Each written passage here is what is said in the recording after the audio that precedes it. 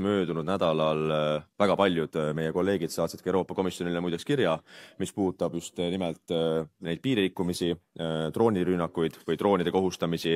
Allakirjutajaid oli väga erinevatest gruppidest, ka Renewst, Rohelistest, EPP-st, ECR-ist ja seal me pakkusime ka konkreetseid lahendusi välja loomulikult, et meil tuleb investeerida kaitsevõimesse, õhutõrjesse ja alati on küsimus see, et kus see raha võetakse. Meie ettepanek Euroopa Komisjonile loomulikult oli see, et kui meil on valida julgeoleku ja ellujäämise ja näiteks, ma ei tea, rohepöörde vahel, siis ilmselgelt miljardid rohepöördes kaitsevõimesse, kohe kirjutame alla ja oleme rõõmuga nõus.